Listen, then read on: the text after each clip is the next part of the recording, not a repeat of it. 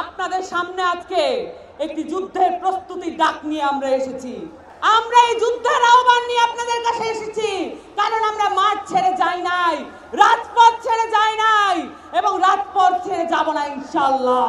একটি রাজনৈতিক দল হিসেবে এনসিপি গড়ে উঠছে। আহতদের পরামর্শের ভিত্তিতে এনসিপি গড়ে উঠছে এবং সেই সাথে প্রতিটি জেলায় যত ভাই বোনেরা রাস্তায় নেমে এসেছিলেন, যত শহীদ পরিবাররা আমাদের সাথে দেখা করার জন্য আকাঙ্ক্ষা নিয়ে বসেছিলেন, সকলের সাথে আমরা দেখা করে এসেছি। এবং আমরা এও বলতে চাই, আমরা বাতাসের আধ্যাত্মিক মর্যাদা বুঝি। প্রতিটি জেলার বাতাস আমাদের গায়ে লেগেছে, প্রতিটি জেলার অভ্যুত্থানের বাতাস গায়ে নিয়ে আজকে আমাদের সামনে আমরা উপস্থিত হয়েছি এবং প্রতিটি জেলার আকাঙ্ক্ষা নিয়ে আপনাদের সামনে আমরা উপস্থিত হয়েছি। এই আকাঙ্ক্ষার ভিত্তিতে এনসিপি গড়ে উঠছে এবং এই আকাঙ্ক্ষার ভিত্তিতে আমাদের ইশতেহার আপনাদের সামনে আজকে প্রেজেন্ট করা হবে। আপনাদেরকে আজকে আমি দুটো বিষয় নিয়ে কথা বলতে চাই। আপনারা জানেন, এই গণঅভ্যুত্থান তৈরি হয়েছিল বাংলাদেশের শিক্ষা ব্যবস্থা এবং সেখান থেকে তৈরি হওয়া ধ্বংসপ্রাপ্ত একটা চাকরি ব্যবস্থান কেন্দ্র করে। বাংলাদেশের যতগুলো লড়াই সংগ্রাম আছে সবকিছু কর্মসংস্থানের ভিত্তিতে হয়েছে এবং শিক্ষা স্বাস্থ্য নিয়ে হয়েছে। এই জায়গাগুলোতে যদি আমরা মনোযোগ দিতে না পারি, তাহলে আবার বাংলাদেশে গণঅভ্যুত্থান এবং বিপ্লব সংগঠিত হবে। আপনাদের সামনে আজকে একটি যুদ্ধের প্রস্তুতির ডাক নিয়ে আমরা এসেছি।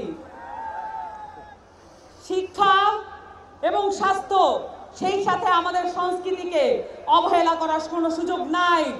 আপনারা জানেন, বাংলাদেশ আওয়ামী লীগ এই ফ্যাসিস্ট দলটি বাংলাদেশের শিক্ষা এবং বাংলাদেশের সংস্কৃতিকে ধ্বংসপ্রাপ্ত করার জন্য বাংলাদেশের প্রত্যেকটা রাষ্ট্রীয় প্রতিষ্ঠানকে ব্যবহৃত করেছে। এই রাষ্ট্রীয় প্রতিষ্ঠানগুলোতে আমাদের মুক্ত করতে হবে। আমরা এটা জানি, শিক্ষার সাথে হেকমতের সম্পর্ক। আমরা আমাদের বাংলাদেশের নতুন উদ্ভাবনী ক্ষমতা হেকমতের সাথে সম্পর্কিত করতে চাই। বাংলাদেশের শিক্ষা হবে সার্বজনীন। এই শিক্ষা শুধুমাত্র কতিপয় ব্যক্তিকে জাতে উঠা টুলস হিসেবে ব্যবহৃত হবে না। এই শিক্ষা হবে প্রত্যেকটা মানুষের। ওই পথশিশুর বাবা, যে পথশিশু এই অভ্যুত্থানে নিজের প্রাণ দিয়ে দিয়েছে। আমরা সকলের জন্য সার্বজনীন শিক্ষা ব্যবস্থা আনবো, এই প্রতিজ্ঞা আপনাদের সামনে করছি। এবং সেই সাথে বাংলাদেশের এই আওয়ামী লীগ বাংলাদেশের সংস্কৃতিকে, বাংলাদেশের মাটি ও মানুষের সংস্কৃতিকে ভুলুণ্ঠিত করে এখানে রাষ্ট্রীয় রোশানালে, রাষ্ট্রীয় পৃষ্ঠপোষকতায় আমরা দেখেছি বিদেশে অনেক সংস্কৃতি আমাদের দেশে আনার চেষ্টা করেছে। আমরা দেখেছি বাঙালি জাতীয়তাবাদের নামে বাংলাদেশে একটি এমন সংস্কৃতি গড়ে তোলা হয়েছে যেখানে আমাদের মাইজ ভান্ডারী গান নাই, যেখানে আমাদের আব্দুল করিমরা নাই, যেখানে আমাদের রমেশ শীলরা নাই।